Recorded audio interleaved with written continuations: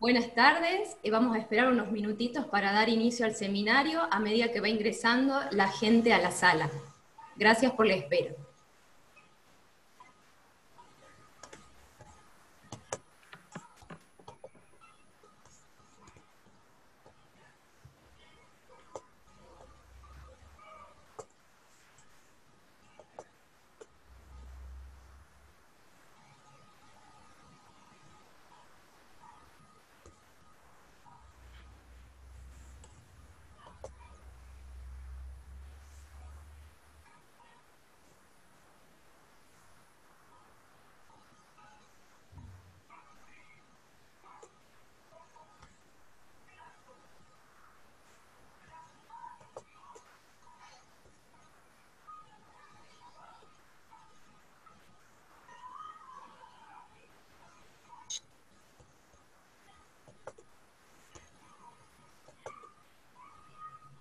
Buenas tardes, les damos la bienvenida al módulo 3, Cuidados Sanitarios Invernales en los Cultivos, del seminario Opciones Tecnológicas para optimizar la producción de frutos secos, nogal, pecan y almendro. Este seminario se encuentra en el marco del ciclo de jornadas, foros y seminarios tecnológicos del Centro Regional Catamarca-La Rioja de INTA.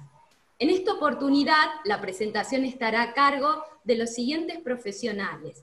Sonia Elizabeth Aybar, ella es ingeniera agrónoma, diplomada en desarrollo local, se desempeña actualmente como investigadora de la Estación Experimental Agropecuaria Catamarca.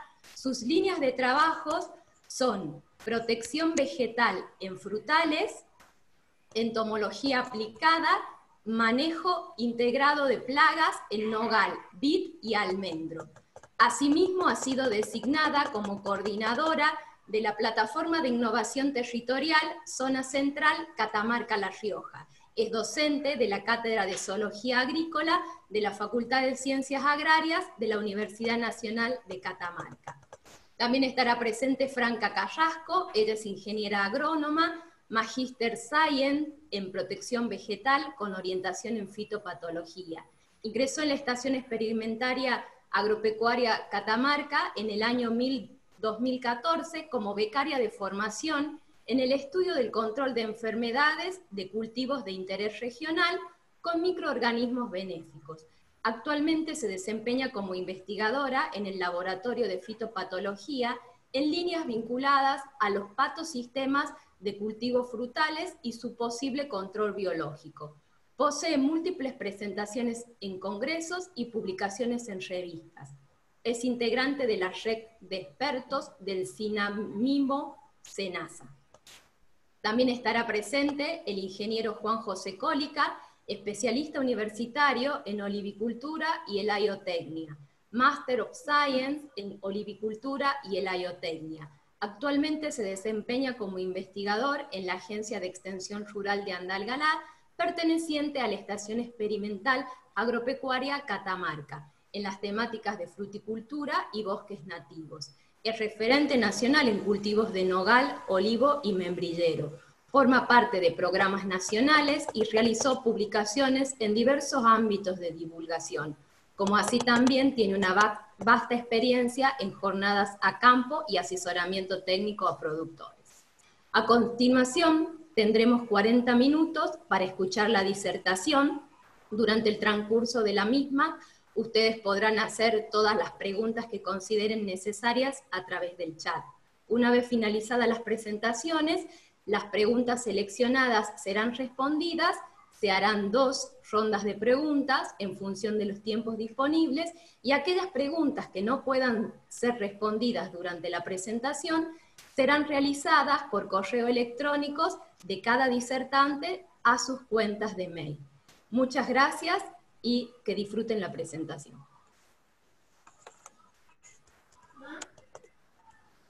Bueno, buenas tardes. Voy a compartir pantalla.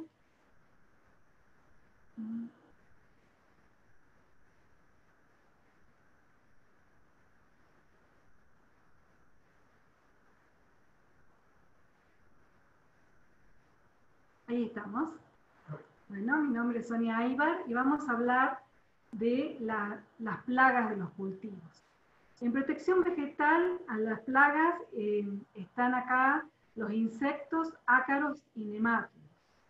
El manejo integrado de plagas tiene en cuenta el conocimiento y el estudio del agroecosistema, o sea que analiza las poblaciones de plagas, de enemigos naturales, el cultivo, las condiciones ambientales, o sea, los componentes del agroecosistema y su interacción.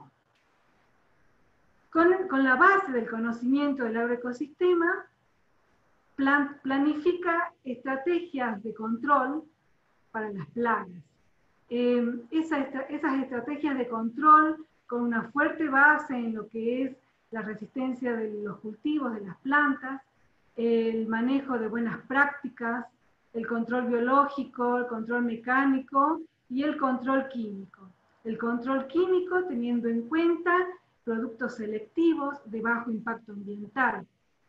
Esas estrategias de control permiten un manejo de las plagas, cuidando el medio ambiente, la salud de los trabajadores y la calidad de los productos, que son las buenas, o sea que el MIP está dentro de las buenas prácticas agrícolas. En la práctica tenemos que tener en cuenta para las plagas siempre primero la prevención, o sea, cuando implantamos un cultivo, elegir plantas sanas, no estar llevando los problemas a una finca nueva. El monitoreo, que es la herramienta fundamental del MIP que me permite, con observaciones frecuentes, tener ese conocimiento del agroecosistema. Ese monitoreo me va a permitir tomar las decisiones en el momento oportuno de control de las plagas cuando están en los estados susceptibles. Me va a permitir definir cuál de todas estas estrategias voy a intervenir, qué controles voy a aplicar, y también la evaluación y verificación de las intervenciones que determine. Cuando hablamos de plagas, tenemos que saber que en los insectos el ciclo de vida de ellos tiene diferentes estados, y eso se llama metamorfosis. Por eso tenemos estados de adulto, huevos, larva, pupa y otros estados dependiendo de las plagas. Y saber que la duración del ciclo de vida depende principalmente de la temperatura y humedad. En el nogal tenemos dos plagas primarias. Las plagas primarias son aquellas que están siempre en altos niveles produciendo daño económico. En nuestra región está Carpocapsa y un gorgojo del género Carpophilus. Carpocapsa es la polilla de los frutales de pepita. Los cultivos que atacan son manzana, pera, membrillo y nogal. El adulto atacan los frutos. El adulto es una polilla nocturna, es una mariposa nocturna de aproximadamente 1,5 centímetros, 2 de largo, de color gris, con escamas grises, y en el extremo de las alas escamas más oscuras con algunas de color pardo. El estado adulto en los insectos es en donde están los machos y hembras para la reproducción. Las polillas tienen un aparato bucal de espiritrompa que este estado no hace daño al cultivo. Tienen reproducción sexual, las hembras fecundadas van a poner los huevos sobre los frutos o cerca, en las hojas y ramas cerca de un fruto. Este es el otro estado de la plaga, el huevo. Luego de ese huevo van a hacer una larva o gusano que va a introducirse en el fruto, cavando galerías, alimentándose del exocarpio, del pelón, en el caso del nogal, hasta llegar a la semilla, que es la nuez. Cuando ingresa al fruto tiene un tamaño de 1,5 milímetros, 2, es de color cremoso blanco, y en el interior, a medida que va alimentándose, va pasando por 5 estadios larvales. Los 2 últimos adquieren una coloración rosada. Y aumenta el tamaño unas 10 veces. O sea que cuando sale tiene un tamaño de 1,5, 2 centímetros de longitud. Sale del fruto, tiene glándulas y con el aparato bucal forma un hilo de seda, entonces sale del fruto, baja por las ramas y el tronco y elige un lugar protegido, como las rajaduras de la corteza, o por ahí si hay restos de poda, los postes de los alambrados, o sea, busca un lugar protegido para pasar al estado de pupa, que este es otro estado de los insectos. En el estado de pupa, allí sufre las transformaciones y se forma el adulto. Y así cumple un ciclo la planta. En Carpocapsa tenemos otro estado que se llama larva invernante o larva encapullada. Cada generación de Carpocapsa deja un porcentaje de esta larva. En nuestra región cumple 3 generaciones esta plaga. Y esta es la forma en que pasa el invierno, la larva invernante. En cada generación deja un porcentaje que le sirve para, y en la última quedan todos en ese estado, y es la forma en que se asegura de tener descendencia en el próximo año. La otra plaga presente es el gorgojo de los frutos sobremaduros. Hay frutos en descomposición. Esta plaga emergió en nuestra zona en el 2005-2006. Pensábamos que era de post cosecha, por eso el nombre de gorgojo, pero se identificó qué especie es y es Carpophilus dimidiato. Estos cascarudos o escarabajos del género Carpophilus son escarabajos de la savia, son saprófagos y micófagos, se alimentan de materia orgánica en descomposición y de hongos, por lo tanto atacan los frutos sobremaduros ya en descomposición. Tienen un tamaño de 2 a 4 milímetros de longitud, los adultos tienen forma oblonga, son de color café oscuro a negro y tienen un comportamiento críptico. Estos adultos del orden de los cascarudos, los coleópteros, tienen aparato masticador, por lo tanto el estado adulto también se hace daño si se alimenta de los frutos. Con este hábito o comportamiento críptico ingresan al fruto, se alimentan del pelón de la nuez sobremaduro. Se observó que en nueces atacadas por Carpocapsa y por bacteriosis hay mayor presencia de esta plaga. Luego pasa al interior de la nuez y allí hay una gran actividad biológica, están los adultos, estas hembras ponen huevos en el interior de la nuez, luego van a nacer las larvas y esa nuez con esa gran actividad biológica va a tener un aspecto aceitoso debido a la alimentación de todos los estados del planta. Esa larva pasa al estado de pupa, también en el interior de la nuez, y luego nuevamente el adulto. Así completa su ciclo esta planta. Bueno, las plagas secundarias son aquellas que están presentes en el agroecosistema, pero no producen un daño económico.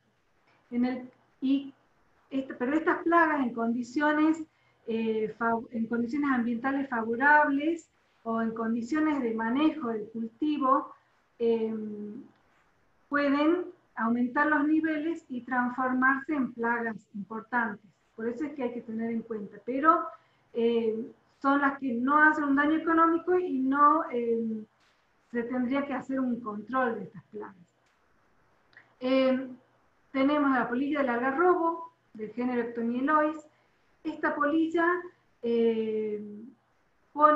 la hembra pone los huevos en la nuez una vez que ya abrió el pelón, o sea, en la última etapa ya en la época de cosecha. De ese huevo va a nacer una larva que se va a introducir y va a comer la nuez. Es muy semejante a Carpocapsa. Luego esa larva pasa a pupa y nuevamente el adulto. También está el minador del nogal, es una polilla del género Caloptilia, de color castaño claro. Pone los huevos en el embés de las hojas. De ese huevo van a nacer una larva que ingresa al mesófilo de la hoja y forma una especie de lagunas o minas en forma de lagunas, que a trasluz se ven la larva alimentándose del mesófilo. Luego esa larva va a salir, puede empupar cerca de la nervadura principal o se dirige hacia los bordes, dobla la hoja y allí empupa. De esa pupa sale nuevamente el adulto. Esta plaga ataca en verano, otoño, ya al finalizar el cultivo. Y luego la planta pierde las hojas y que no requeriría un manejo. También está presente el pulgón amarillo del nogal. Los pulgones son insectos que están siempre formando colonias en vez de las hojas, se alimentan de los vasos floemáticos y en esa alimentación excretan una gran cantidad de melado o melaza que mancha las hojas y luego el fruto. En ciertas zonas como que hay incremento de esta plaga, luego va a profundizar más Juan. Estas plagas son de primavera, o sea, cuando inicia su daño en primavera, con el brote tierno, joven. Tenemos el piojo de San José, que son acá la conocemos como cochinillas blancas. Estos son insectos pequeños, de 1 milímetro de tamaño, que protegen su cuerpo con un escudo, una escama. Viven en colonias, su distribución es en foco, y están en las ramas, en las ramitas tiernas y en el tronco. Las cochinillas son plagas que tienen un muy buen control biológico, con parasitoides del género Aphytis, y si se transforman en plagas importantes es porque se está haciendo un manejo con productos que no son específicos y hacen que esta población aumente. En casos de aumentos severos puede llegar a secar las ramas. En cuanto a los ácaros, que son los otros tipos de organismos parientes de las arañas, tenemos arañuelas. Estos forman colonias en la superficie de las hojas. Todos los estados están en la superficie, huevos, ninfas y adultos. Por la alimentación se observa un plateado de la superficie, luego eso se torna amarillo y castaño. En ataques severos produce defoliación. Estas plagas son importantes en nuestras zonas cuando tenemos primaveras secas, ya que en este caso, con estas condiciones ambientales, esto puede ser un problema. Y después está también otro ácaro de la erinosis del nogal. Son colonias que viven en el embés de la hoja y se observa como un ampollado. Y en ese ampollado están las colonias de Leriófilo. Esto no es problemático. Están, pero no son plagas importantes, primarias. En cuanto al pecan y almendro, que son cultivos relativamente nuevos en el Valle Central de Catamarca, se ha observado como plaga presente en las plantas de mayor edad el pulgón amarillo, está presente. Y en almendros, sí, el pulgón verde en los brotes y arañuelas también. no se detectó en la zona la plaga primaria, que es la chinche verde, pero esta chinche, bueno, está en muchos otros cultivos, así que cuando estas plantaciones lleguen a la máxima producción, seguramente esta va a ser la plaga clave que tenga el pecan. En otras zonas, en el NEA del país, se encuentra el pulgón negro y el filoxera, que son otros pulgones que no se registraron en nuestra región. Ahora bien, volviendo a las plagas del nogal, en esta época el cultivo está en receso y las plagas están también en este agroecosistema en su estado de resistencia al periodo desfavorable que es el frío. En el caso de Carpocapsa, está en larva invernante, protegida en la corteza de los troncos y ramas, o también en el suelo. Y en el caso del gorgojo y del tamieloes, pasan en el interior de las nueces que quedan en el suelo. Ahora bien, ¿cuál es la estrategia del MIP? Para ello tenemos que relacionar la fenología del cultivo y el ciclo de vida de las plagas. En estos momentos, las plagas están en su estado en que pasan el invierno y son muy importantes los controles culturales que se realizan. Para Carpocapsa, limpiar los restos de poda, los postes de alambrados, la corteza del tronco principal y las ramas. El ciclo de vida lo relacionan pasando por los diferentes estados según los estados fenológicos del cultivo, que son flotación, desarrollo vegetativo, crecimiento de fruto, hasta llegar a cosecha. Carpocapsa, a medida que aumenta la temperatura en primavera, va a ir pasando de larva invernante a pupa y luego al estado adulto. A mediados de septiembre tenemos que monitorear esta plaga. Lo que se usa son las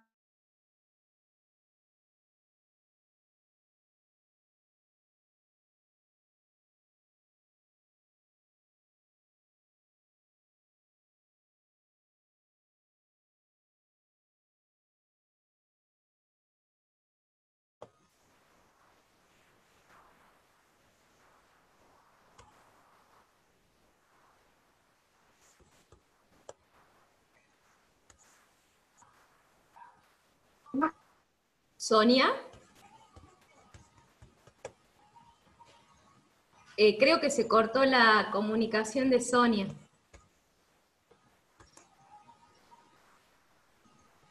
Sí, puede haber sido un corte de energía o de servicio de internet. Franca, ¿podrías continuar con tu presentación hasta que puedas retomar conectividad, Sonia, por favor? Sí, claro, ahí voy.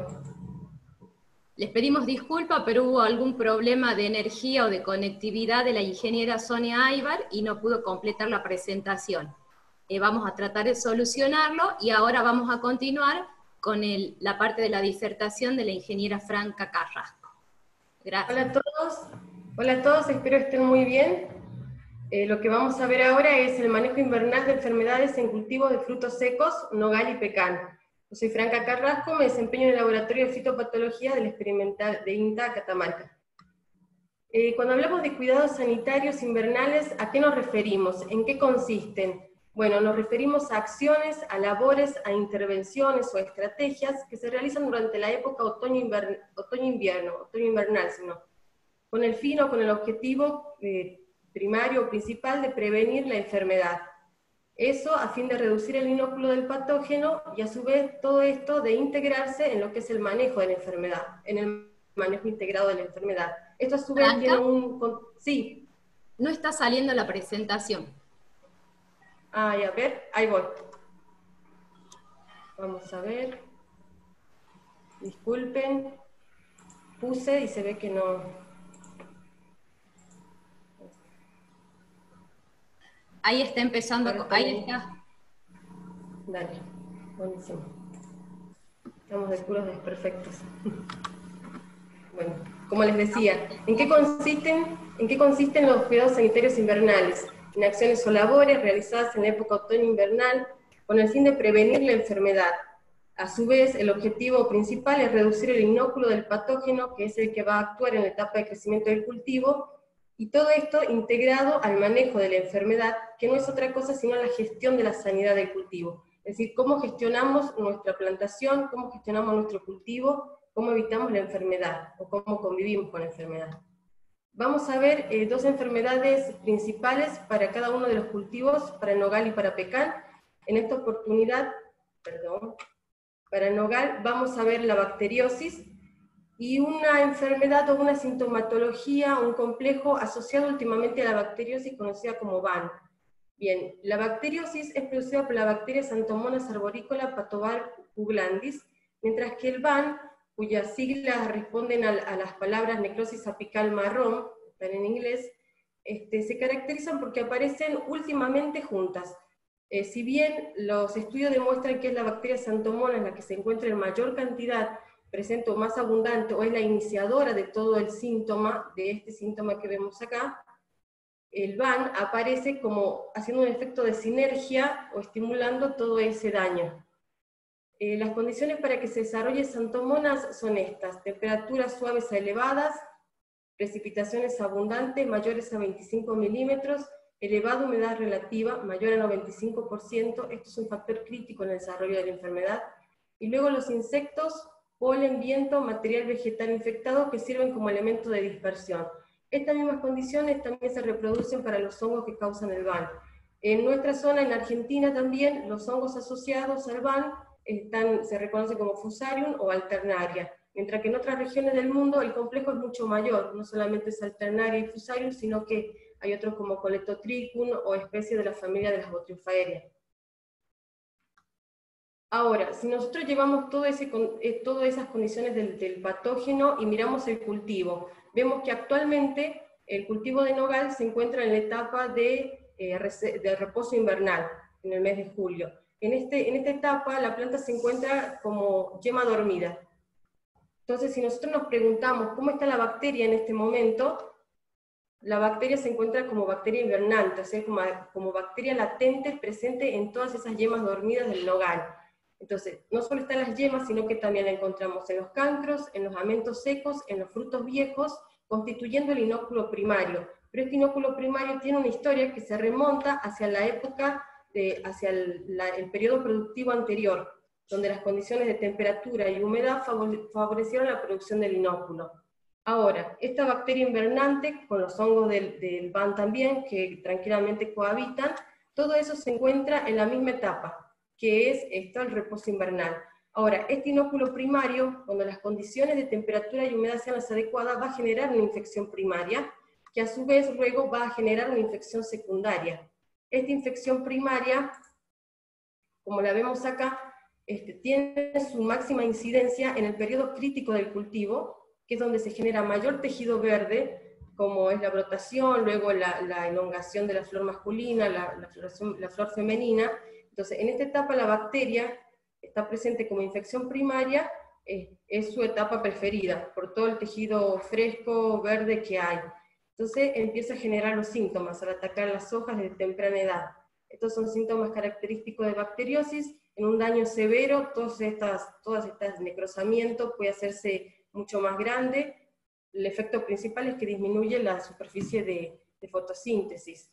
Luego, el inóculo presente puede inclusive alojarse en los amentos, en la flor masculina, puede necrosar los amentos, pierde calidad el amento, el polen se contamina, un polen contaminado desde este amento viaja, poliniza a la flor femenina, y lo que obtenemos es un fruto que en sus primeras etapas de crecimiento ya muestra síntomas de daño. Este síntoma particular que está en el ápice del fruto es lo que los autores denominan tizón apical, y que induce, cuando lo vemos en el campo, lo que nos muestra es la historia anterior, es decir, que el inóculo que afectó a este fruto proviene de infecciones pasadas. Ahora, cada una de estas lesiones que nosotros vemos acá, de la necrosis en las hojas, de los amentos necrosados o del fruto, sirve como fuente de inóculo para infecciones secundarias que se prolongan durante el desarrollo del fruto, como vemos ahí, y podemos lograr obtener daños mucho más severos en todo ese proceso, en lo que es noviembre, diciembre e incluso más. Este síntoma que nosotros vemos acá, este daño en la parte lateral, en las paredes laterales del fruto, los autores lo citan como tizón lateral, y lo que nos muestra es que la infección ocurrió ya después de la polinización, es decir, que el fruto crecía normalmente y el inóculo de la bacteria vino y lo afectó. Ahora, esto en un contexto normal, sin intervenciones, la enfermedad se desarrolla así, de este modo. Ahora, si nosotros intervenimos con esos cuidados sanitarios de los que hablamos, bien, los cuidados sanitarios que voy a nombrar no son otras cosas que las que ya conocemos, que son muy importantes. La poda y la eliminación de los restos, más la desinfección de herramientas, la eliminación de frutos dañados, de ramas o de restos de frutos que queden en la planta. Todo eso, toda esa actividad por sí sola es muy importante y tiene un impacto positivo, porque lo que hace es disminuir la cantidad de inóculo presente. Eliminamos una rama, una rama afectada, y lo que estamos eliminando es inóculo de la bacteria, que nos va a afectar en la época de brotación. Ahora, estas labores son importantes, pero deben sumarse a otro tipo de estrategias, como es el control químico. Ustedes pueden ver que hay diferentes estrategias de control, o programas de aplicación de fungicidas. Fíjense esto. Recomendación de oxicloruro de cobre y mancozeb en la etapa de caída de las hojas, de senescencia. Otro programa de fertilización recomienda aplicar caldo bordelés.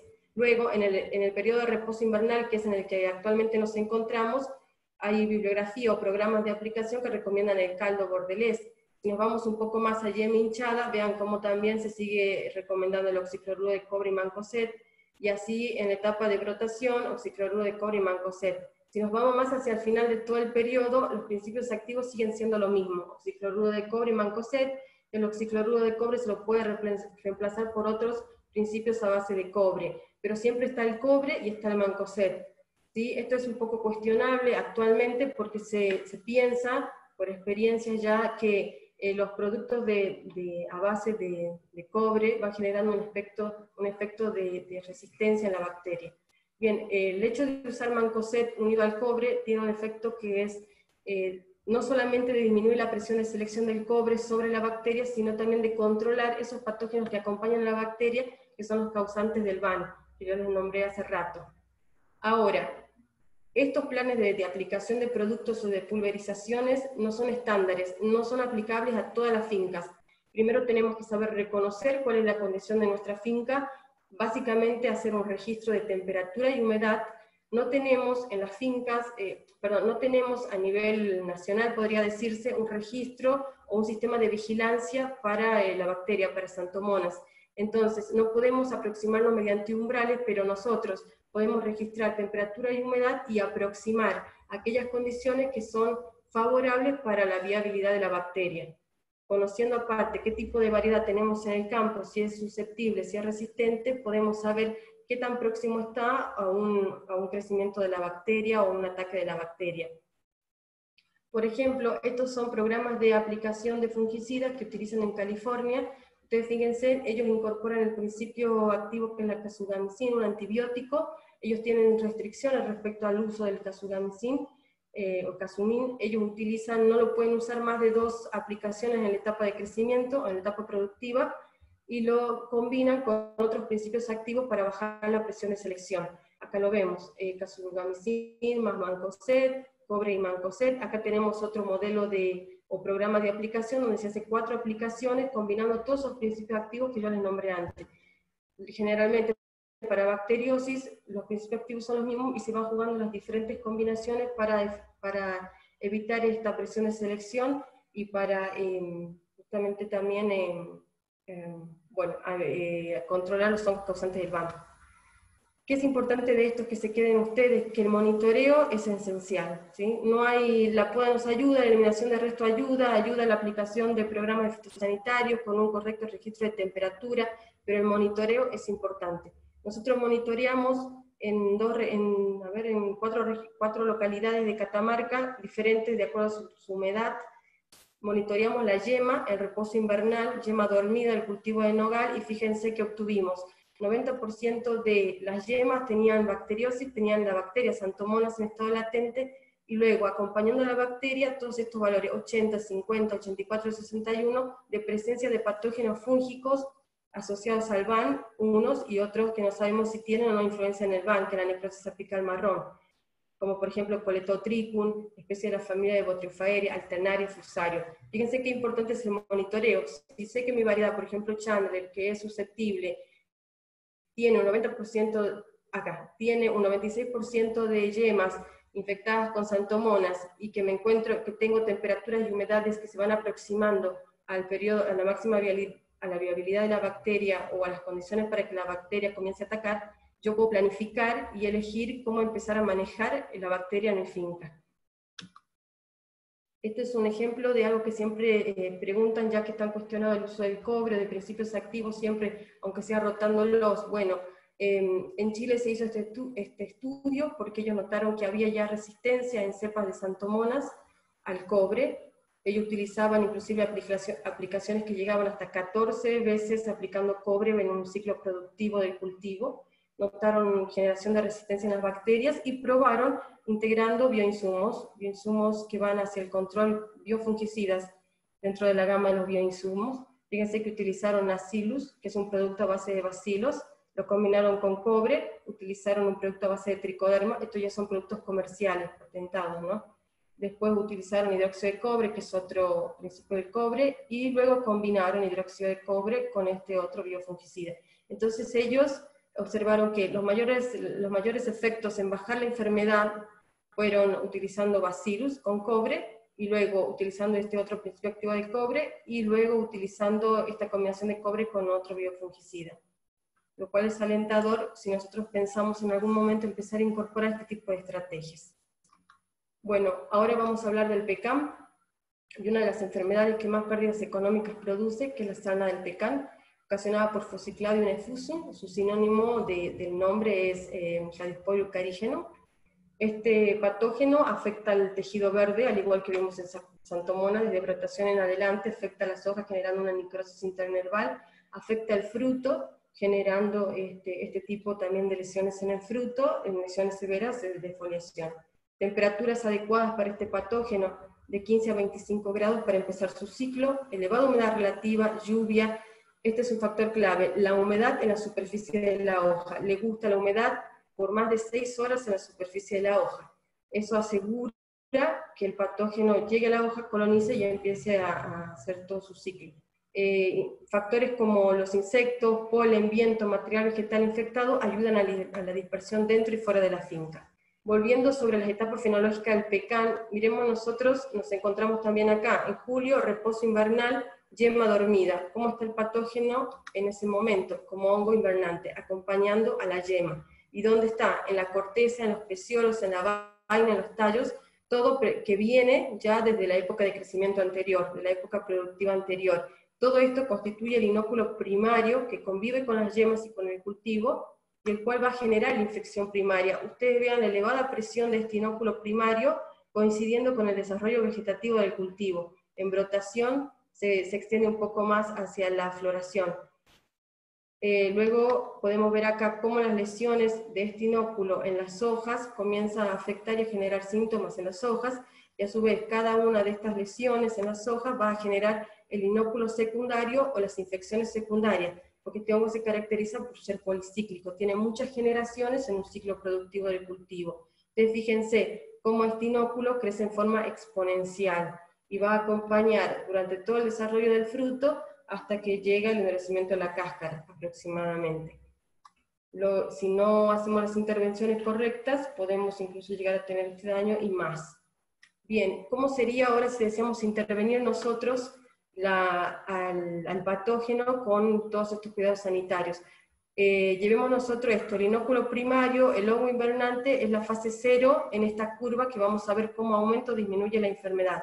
Nos encontramos acá en el periodo de receso invernal y nos toca luego el periodo vegetativo y lo que sigue. Bien, Si intervengo con eliminación de restos de cosecha contaminados, si intervenimos con poda y eliminación de restos, que son de los cuidados sanitarios más recomendados.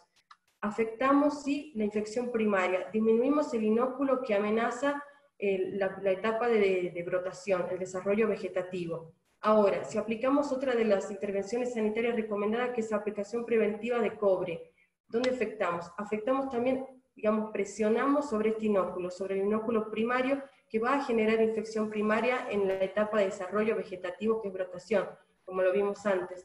Ahora, si vemos esta curva, no hicimos ningún impacto sobre esta curva. ¿Por qué? Porque todas las lesiones que acá quedan, todas estas lesiones generan nuevas heridas, o nuevas lesiones, perdón, que va a ser fuente de multiplicación del patógeno. Entonces con esto podemos decir que estas labores culturales o estas intervenciones que hacemos ayudan a disminuir la presión de la enfermedad, pero no son totalmente efectivas. Necesitamos integrar otras estrategias de manejo. Fíjense esto, el monitoreo de las plantas de finales del receso invernal, acompañado del registro de temperatura y humedad, es clave. Utilizo una escala de Hunter y Roberts, que ya es una escala que data de mucho tiempo, pero es funcional todavía. La escala supone un umbral de aplicación de productos químicos para prevención en el nivel 3, que representa el 25% de afección.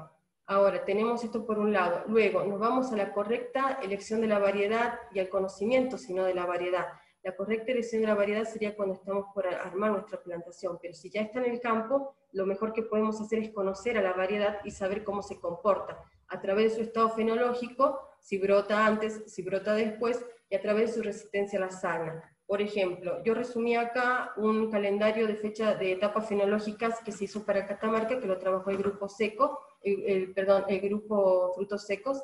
Fíjense, Webster tiene resistencia baja a la sarna y brota en septiembre. Si yo hago el registro de temperatura y humedad y las condiciones son propicias, y la planta está próxima a brotar, la variedad está próxima a brotar, claramente estoy entre un riesgo y debo planificar cómo empezar el manejo. La determinación del momento oportuno de control, como lo vimos a través del registro de temperatura y humedad y monitoreo, y la correcta elección de productos químicos son otras de las estrategias. Para pecan están registrados por SENASA 3 grupos, benzimidazoles, triazoles, estrovirulinas. La concentración, bueno, están acá, no vamos a dar muchos detalles de esto, pero la acción que tienen es sistémica, o sea que hacen un control mucho más, digamos, profundo que el cobre, ya que el cobre es preventivo. En cambio, la acción de estos productos es que si la enfermedad ya está instalada, puede actuar como curativo. Al ser sistémico, actúa como curativo. Ahora, ¿cuál es la eficiencia de control? Esto es importante. Las experiencias dicen que, por ejemplo, el tebuconazole tiene una eficiencia alta en hojas. Entonces, yo me pregunto, si yo quiero controlar la sarna en fruto, no debería aplicar solamente tebuconazole, sino que rotarlo junto a otro principio o mezclarlo con otro principio para que aumente su efectividad, ya que estamos en una etapa de fruto, por ejemplo. Ahora, esto es importante para poder aplicar responsablemente estos productos, y es su probabilidad de generar resistencia. Fíjense que en los 3 es alto, en el tebuconazole es medio alto, pero en los 3 es alto. Entonces, esto nos lleva a nosotros a tomar precauciones, como no aplicar más de 2 veces en la época productiva, este principio, aplicarlo combinado para que sus sitios de acción sean múltiples y la presión sobre el patógeno sea menor. Porque como sabrán, el patógeno tiene gran capacidad de adaptación, se adapta a las variedades, por lo que en el tiempo variedades que fueron registradas o conocidas como resistentes parecen susceptibles, pero en realidad es por la capacidad del patógeno. Lo que les quiero comentar acá también es otro de los que se está probando ante toda esta demanda o este cuestionamiento de los productos que se utilizan y de la resistencia que pueden generar. Se prueban otros productos actualmente en ensayos, por ejemplo en California. Fíjense, son productos para agricultura orgánica. De todos estos productos que vemos acá, que es el caldo bordelés, el test de compost, bicarbonato de sodio, un producto de bacillus más un producto de cobre, bueno, acá no recuerdo bien, y acá que es regalia, que es un bioinsumo a base de extractos vegetales. Bien, fíjense que en aplicaciones desde octubre o noviembre hasta enero aproximadamente, cada 10 o 20 días según sea el tratamiento, quien dio mejor resultados el caldo bordelés y el extracto vegetal. ¿En qué actuaron? No es que disminuyeron la incidencia de la enfermedad en el cultivo, es decir, todas las plantas tenían sarna, pero ¿qué es lo que observaron? Que la planta se enfermaba menos, o sea, la cantidad de sarna presente en las plantas era menos, lo cual es muy promisorio para empezar a integrar un manejo diferente. Otra de las cosas que se estudia actualmente y se aborda es el control biológico del patógeno a escala de laboratorio para luego posteriormente escalarlo en campo. Fíjense, esto es el control de metabolitos volátiles de tricoderma sobre la especie, y esto es tricoderma, diferentes cepas de tricoderma. Ustedes vean acá antibiosis, que es una característica del antagonismo, acá competencia por nutrientes o por espacio, y acá micoparasitismo. Bueno, es lo que se está investigando ahora, pero que haya productos comerciales o bioinsumos, biofungicidas efectivos para la sarna, aún no se conoce. Bueno, eso es todo, gracias por su atención. A continuación vamos a completar la presentación de Sonia, que ya retomó la conectividad. Gracias, Fran.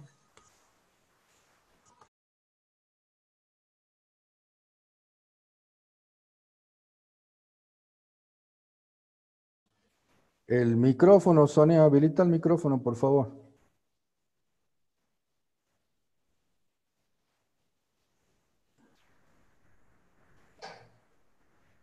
Bueno. Ahí está. ¿Estamos? Sí, sí. Bueno, ¿se ve? Sí. Bueno, como les decía, las plagas relacionan su ciclo de vida con la fenología del cultivo.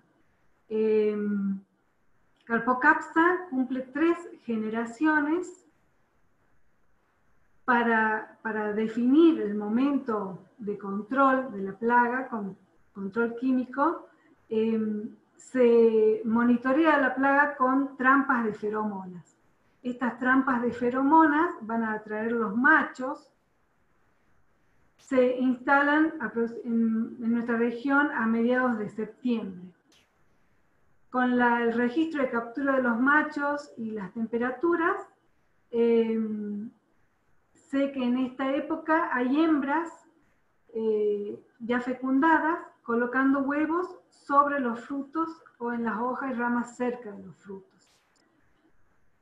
Este es el momento en el que se tiene que hacer el control con productos de contacto e ingestión.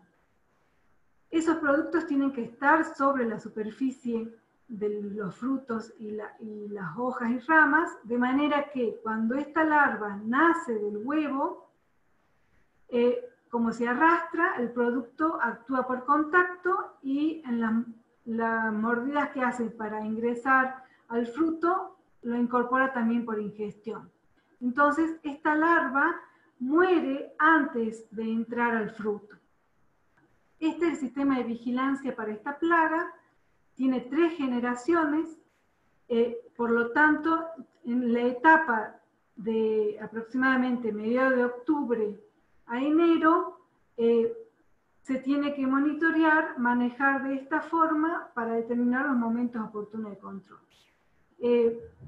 También se pueden usar productos biológicos como carpovirus y Bacillus thuringiensis, que tienen la misma acción de contacto e ingestión.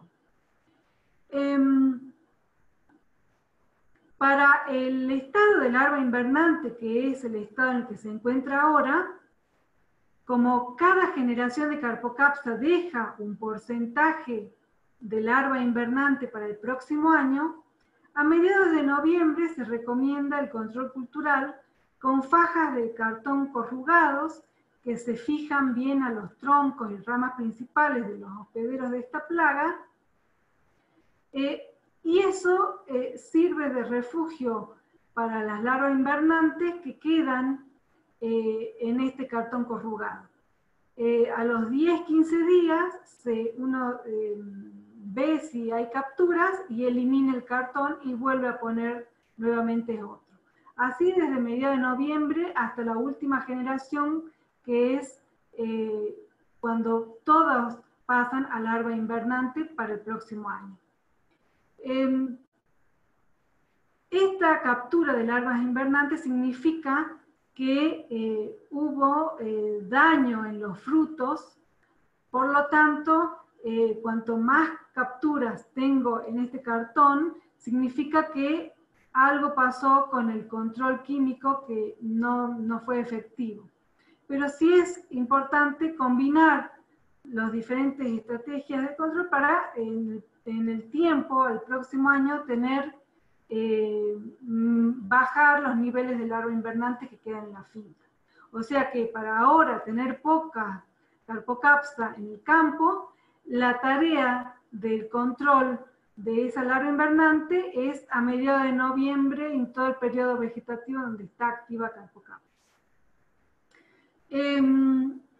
Para el gorgojo, que en estos momentos está en estado adulto en las nueces que quedan en el suelo, la labor cultural indispensable en esta época es rastrillar y enterrar las nueces que están en el suelo. Luego, en primavera, verano, a medida que acumulan temperatura, están muy activos en el interior de la nuez, con una gran actividad biológica, pasando por los diferentes estados en el interior de la nuez que queda en el suelo. En verano, enero, febrero, esos adultos, cuando ya tienen disponibilidad de frutos sobremaduros, salen e ingresan a las nueces que están en la planta con el pelón sobremaduro. También prefieren las nueces atacadas por Carpocapsa y sobre todo por bacteriosis.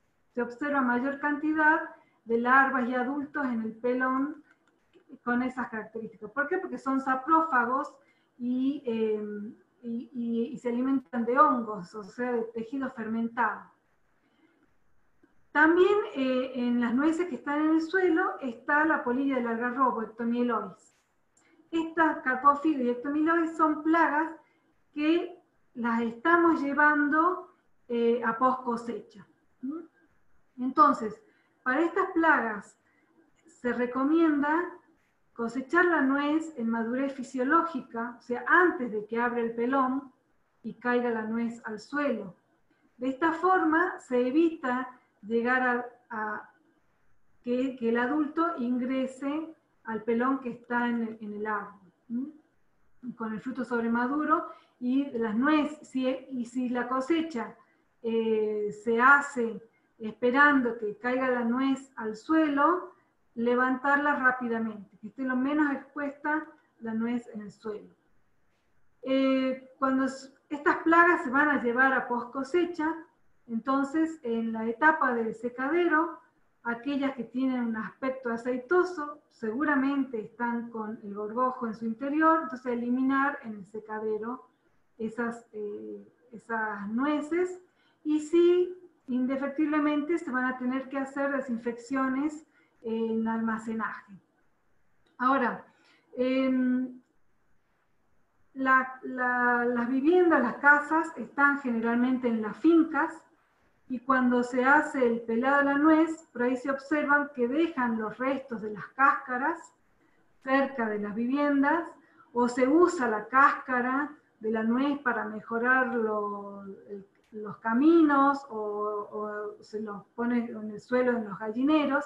Entonces estas prácticas no son deseables porque en esas cáscaras quedan las plagas, por lo tanto en esta época también limpieza de estos restos de cáscara. Entonces, en este periodo, en este momento que las plagas están en estos estados de resistencia al frío, el control cultural es muy importante, ¿no? La limpieza, limpiar los restos de poda, los postes de alambrados, la corteza del tronco principal, rastrillar y enterrar las nueces que están en el suelo, y la limpieza de los restos del pelado de la nuez. Combinando estos diferentes controles, en el tiempo, estas plagas, vamos a lograr bajar los niveles y bueno, y de esa forma realizar el manejo integrado. Gracias, eso me quedó por exponer. Juan.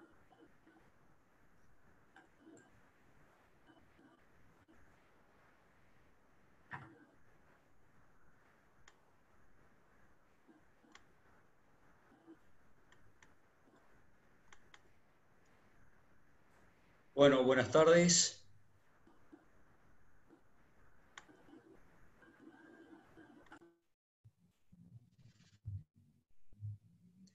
Bueno, muy buenas tardes para todos. Vamos, después de estas muy interesantes disertaciones, vamos a hablar un poco de lo que es la preparación de caldos y recomendaciones para tratamientos invernales, tanto en nogal como en almendro.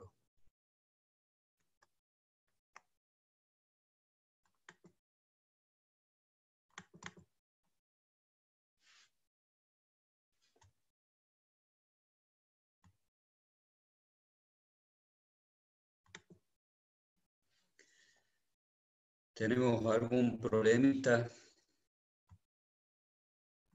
A ver, vamos a cargarlo de nuevo.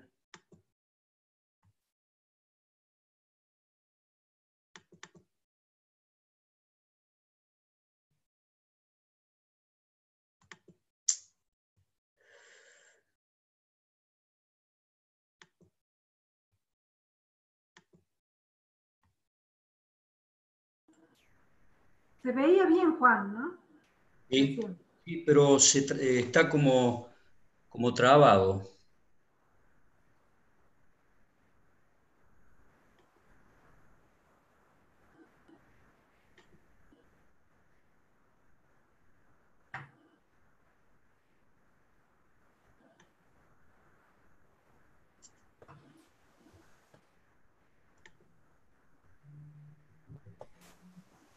¿Franca o Sonia no la tienen también a la presentación del ingeniero Juan? A ver. Frankie, vos, que tenés mejor conectividad. La tengo y la tengo en PDF. ¿La puede cargar, ingeniero? Sí. La puedo intentar cargarla si quieren. A ver, espérame un minutito, voy a ver si la... Dale, dale. Un minutito.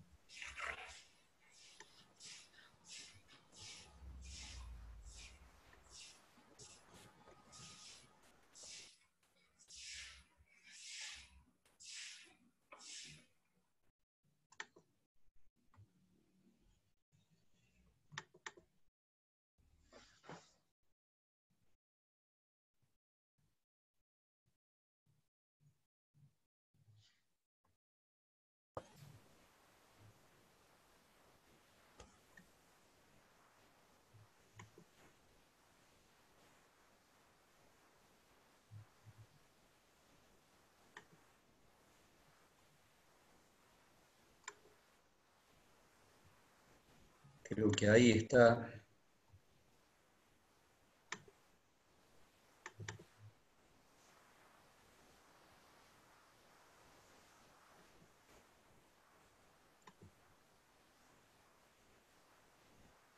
Ahí se está viendo, ingeniero. Bueno, bien, bien, bien. Disculpen, a veces suceden estas cosas. Bueno, les decía, la preparación de caldos, vamos a comenzar. Y bueno, un poco también lo que comentaba Sonia de esta pirámide táctica dentro del manejo integrado de plagas del nogal, en el cual nosotros tenemos que hacer hincapié especialmente en toda la parte baja de ese triángulo y, como bien lo decían, trabajar con productos o químicos de bajo impacto ambiental junto con medidas también, uso de controles biológicos, que ahí entran todo lo que son predadores, parasitoides y el virus de la granulosis, y lo que muy bien explicaba Sonia con el tema de bandas de cartón corrugado, los frutos caídos y el uso de variedades menos susceptibles, que sería también dentro de lo que es el control cultural. todo eso involucra esta gran pirámide que son tácticas, distintas tácticas para un manejo integrado de plagas, ¿no?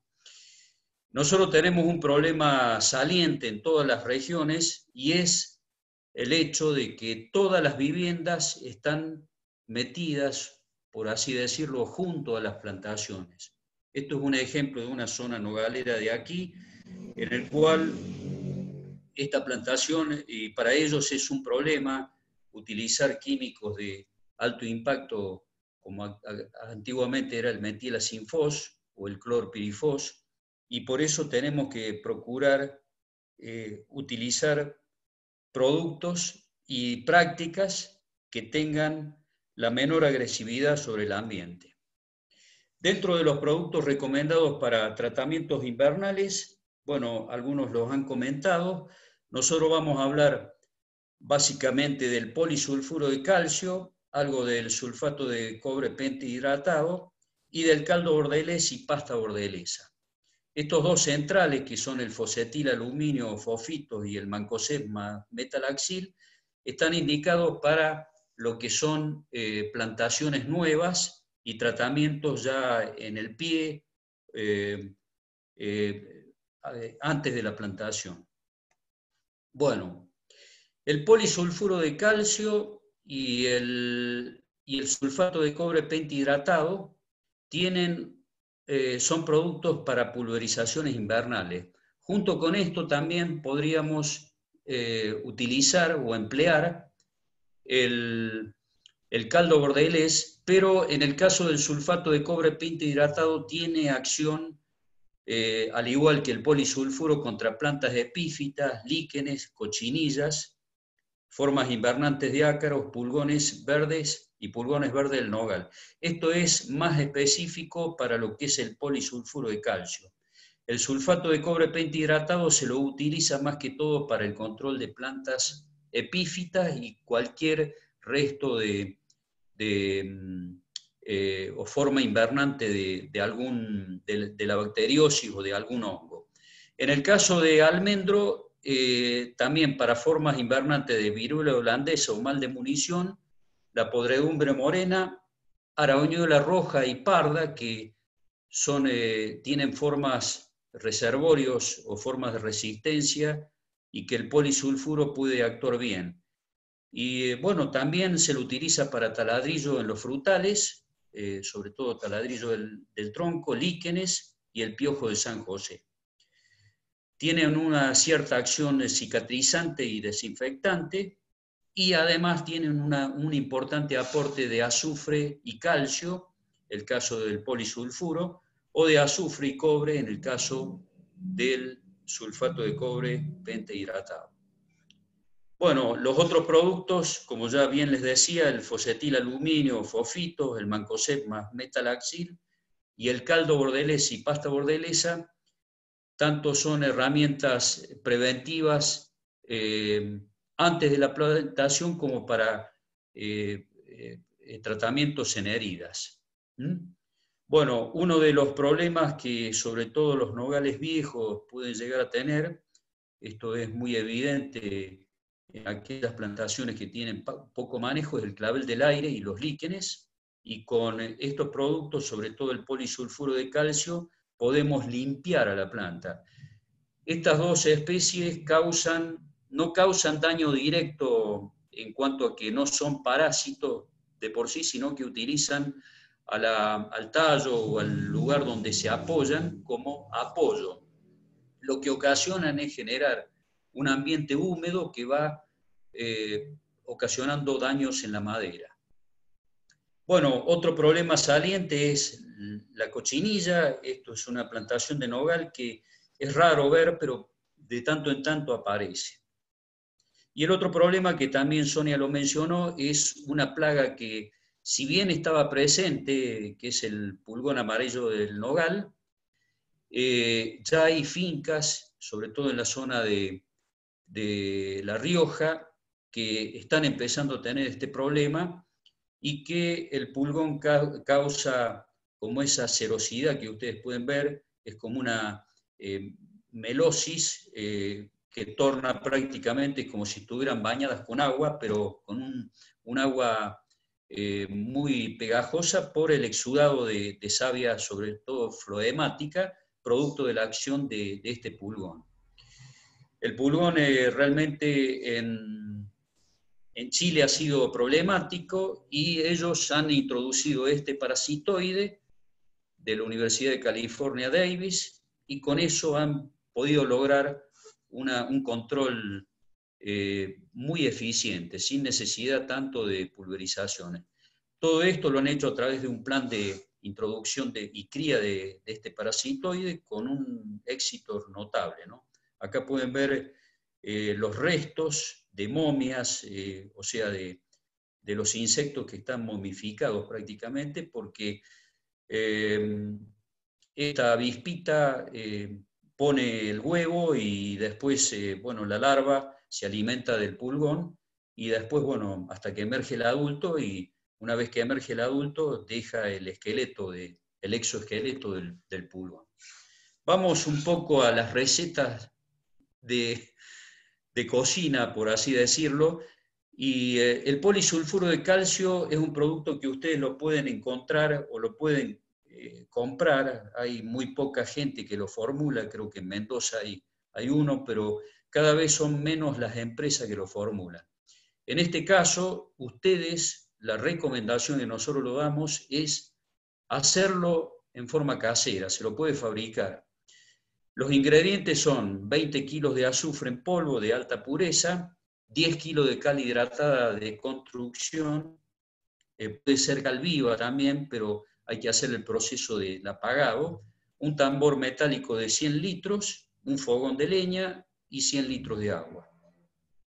Bueno, el paso, como bien lo dice acá el ex técnico, Mostaza Merlo, paso a paso, se agarra la cabeza porque no sabe lo que se va a hacer, pero el primer paso es poner el fogón con leña, colocar el agua a hervir, o sea, los 100 litros, hasta que el agua esté en continua ebullición. Una vez que el agua esté hirviendo, se le agrega el azufre, la cantidad de azufre, y simultáneamente la cal, con mucho cuidado, porque el azufre se puede prender fuego, es inflamable. Otra alternativa es mezclar en seco, esto lo he visto que lo hace alguna gente, tanto la cal como el azufre en un recipiente aparte y luego se agrega lentamente al agua hasta que esté hirviendo. Posteriormente se remueve, esto es como hacer un dulce, los que hacemos dulce sabemos lo que es estar con un cucharón removiendo durante 45 minutos a 1 hora. Tratamos de mantener el volumen de agua, o sea, reponemos porque el agua se va evaporando, y el caldo estará listo cuando toma un color vinoso característico, color teja de barro o color ladrillo.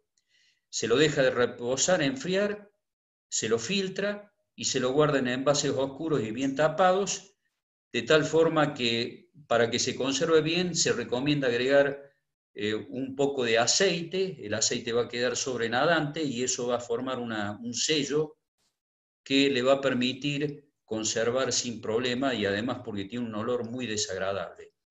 Hay que indicar que el polisulfuro se degrada con el oxígeno y entonces hay que preservar eso. De esta forma lo podemos tener de 3 meses hasta 1 año, hay gente que lo ha tenido más tiempo, pero traten de hacerlo en un recipiente que no sea metálico, porque tanto el azufre como la cal va a corroer, pero más que todo el azufre, los sulfatos, van corroyendo el metal. Bueno, acá pueden ver una foto ya del caldo prácticamente listo. Esto es de una publicación de INTA que la pueden bajar. Aquí está el nexo. ¿Y qué hacer con una vez que sacamos la gran cantidad? Con el resto no hay que tirarlo, o sea, el sedimento que queda abajo lo podemos utilizar porque es una pasta, queda como una pasta, y ese subproducto lo utilizamos, se lo denomina pasta sulfocálcica, que se lo puede agregar o se lo puede aplicar a heridas después de la poda. es cicatrizante, es un muy buen producto. También se lo puede conservar en recipientes bien cerrados, con un poco de aceite para proteger de la degradación. Bueno, el otro producto que vamos a preparar es el caldo bordelés.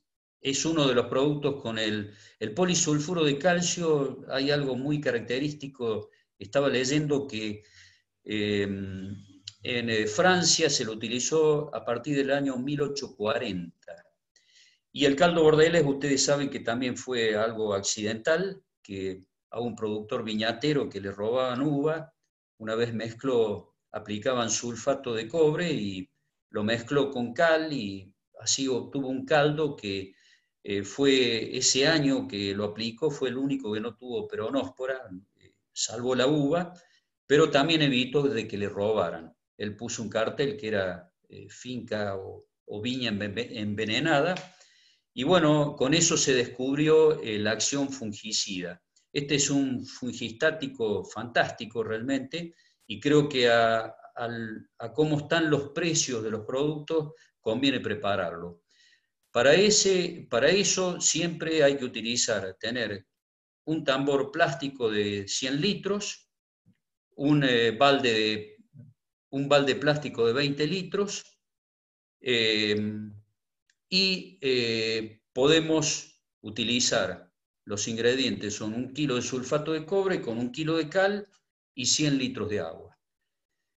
Se pueden colocar en los 90 litros de agua, se le puede agregar la cal hidratada y posteriormente se va disolviendo el sulfato en otros 10 litros para que después en el balde se diluye el sulfato de cobre, se lo puede calentar levemente porque si el sulfato está en forma de piedra, se diluye mejor o lo podemos disolver mejor con agua tibia.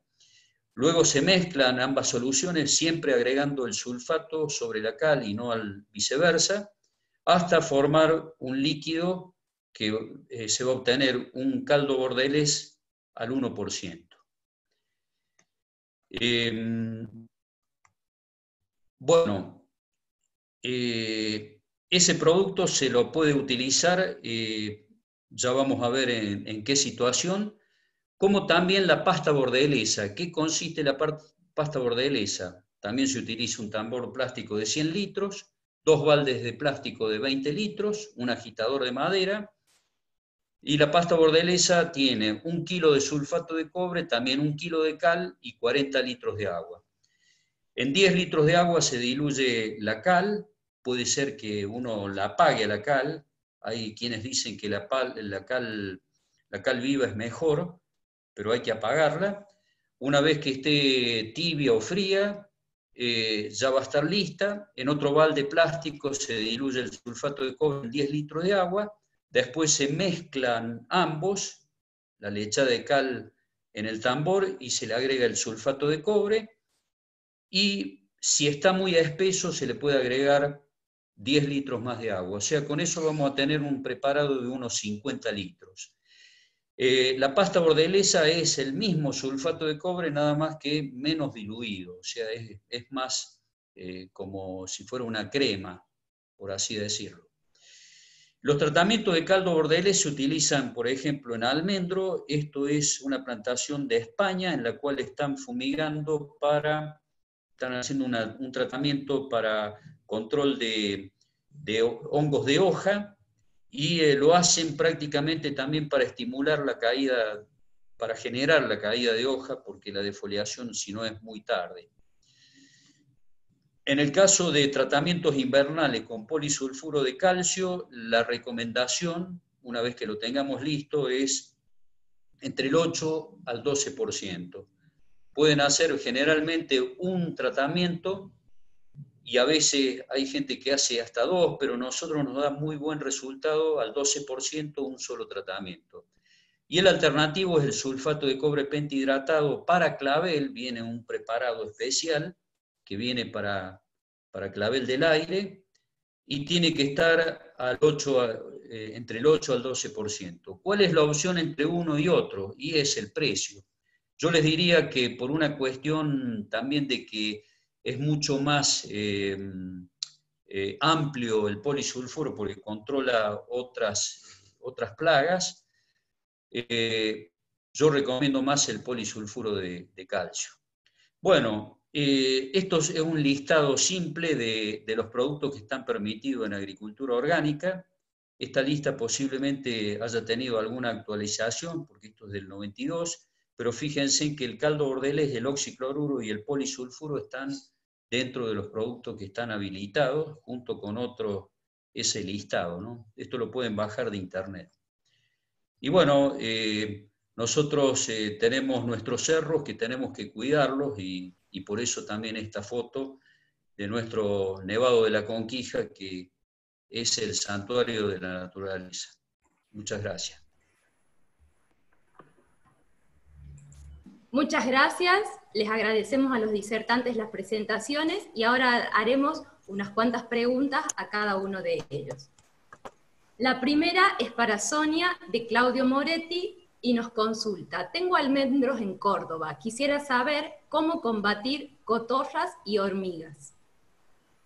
Bueno, las hormigas sí son todo un problema. Las hormigas, lo que queda es buscar los hormigueros, hacer una labor cultural de romper con una pala, romper esos hormigueros y aplicar ahí algún producto para matar los adultos. Y también se usan, digamos, los productos con sulforamida que se colocan alrededor de los hormigueros y en los caminos. Esto es un cebo tóxico, o sea, la hormiga, del género que son de la Ata y Acromilme, que son las hormigas podadoras, llevan ese cebo al hormiguero y matan, tiene azufre, que es un producto que mata el hongo del cual las hormigas se alimentan. O sea, las hormigas no se alimentan de la hoja que de folio, sino de un hongo que crían en el hormiguero con ese material que forrajean. Entonces, los productos que tienen estos cebos actúan, pero también la labor cultural de los hormigueros presentes con una pala, romperlos y, digamos, y desactivarlos. Sonia, ¿puedo agregar una? Sí. Sí, disculpa. Por la experiencia, nosotros estamos trabajando con plantaciones nuevas de nogal y en campos de... Las bandas. Sí, se está utilizando un producto que anda muy bien, que es el fipronil. Realmente yo creo que es el mejor producto que hay en el mercado junto con los cebos tóxicos. Y el fipronil, con que se aplique una vez cada 2 meses aproximadamente, tiene un poder residual muy elevado y realmente el control ha sido fantástico, ¿no? Lógicamente que hay que ser consecuente con las dos cosas, ¿no? Lo que vos dices, bien dices, marcar los hormigueros, ir con el tarro o el envase y aplicar cuando la hormiga está en plena actividad, porque de otra forma es imposible. El fipronil lo estamos aplicando directamente a muy baja dosis, va a una dosis de 30, 40 centímetros cúbicos del producto comercial por hectárea, o sea, si bien es un producto caro, la dosis es muy baja. Así que es realmente, yo de lo que he visto, es lo más eficiente. No recomendamos para nada las aplicaciones puntuales de formulaciones líquidas en el hormiguero, porque los hormigueros son colonias muy grandes, por lo menos las que hay acá de Acromyrmex y de Ata son tremendamente grandes y pueden tener varios orificios de entrada, incluso varias hongueras, que eso también lo hemos descubierto. Pensábamos de que cultivaban nada más que una honguera, es a donde ellos cultivan un hongo del cual lo alimentan con la hoja que van cortando. Y resulta que creo que Ata tiene varias galerías en las cuales hacen la honguera, ¿no? Ellas son verdaderas productoras. son unas plagas muy difíciles de controlar, pero también, también ayudan en plantas jóvenes las bandas que se ponen en el tronco principal, que Sí. digamos en control, que no deja pasar a los adultos a cortar los brotes tiernos. Y bueno, por supuesto, como dice Juan, sobre todo en la época activa de los hormigueros, en primavera. Allí estar bien, digamos, atentos. Muchas gracias. Otra pregunta para Sonia, de Mónica Filippi. ¿Las trampas de luz son convenientes para reducir la población de Carpocapsa? ¿Y a qué temperatura emergen los adultos de esta plaga? Bueno, en realidad las trampas de luz sí son efectivas porque Carpocapsa es una polilla nocturna. Entonces, esas trampas van a atraer los adultos y, bueno, van a controlar ese estado adulto. El tema que, bueno, no son específicas estas trampas, atraen a muchos insectos con ese hábito crepuscular o nocturno. Y en cuanto a las temperaturas, bueno, por el tiempo, cada plaga es un mundo, pero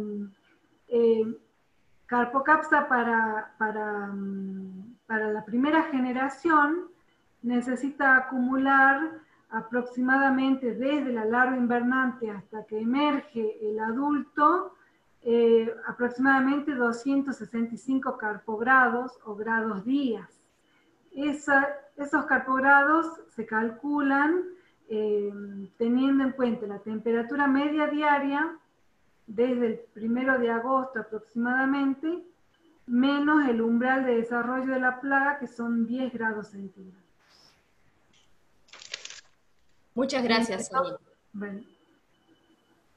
Una pregunta dirigida a Franca de Raúl Álvarez. ¿Está comprobada la resistencia de la bacteria al cobre?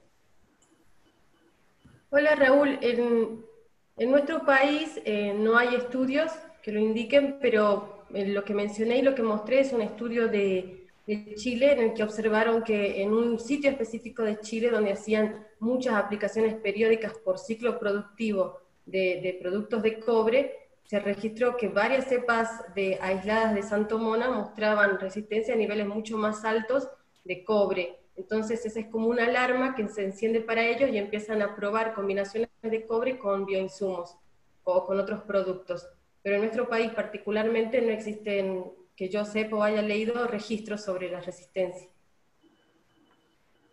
Esta pregunta también va dirigida a Franca, de Gerardo, y nos dice si en nogales se puede hacer aplicaciones a partir de flor masculina para el control de la bacteriosis. Hola Gerardo, sí, en realidad uno de las, podríamos decir, programas de aplicación recomienda en el inicio de floración masculina empezar a aplicar productos para prevenir obviamente el ingreso de la bacteria en la flor y todo lo que esto conlleva, la contaminación del polen y luego de que la polinización se contamine la flor femenina. Pero deberías sí tener en cuenta qué variedad tenés en tu finca y cómo se comporta esa variedad en la zona donde estás, para calcular más o menos la fecha en la que va a comenzar ese proceso de floración masculina. Y antes de que ese proceso inicie, claramente o en plenitud, aplicar el producto.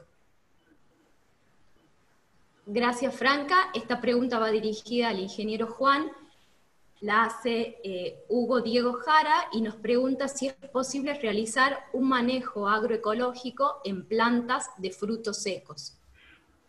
Sí, totalmente. El tema de manejo ecológico, bueno, España debe ser uno de los países, junto con Francia, que está a la cabeza de manejo ecológico. Hay grandes superficies, sobre todo en olivo, y ahora he visto que en almendros están incursionando fuertemente porque hay demanda de mercado, tienen nichos de mercado que buscan ese tipo de fruta y perfectamente se lo puede hacer. Hay productos de origen orgánico que se pueden controlar bien tanto plagas como enfermedades y bueno, yo les di algunos ejemplos de lo que es en el caso de estos productos que se pueden utilizar, que están autorizados, ¿no?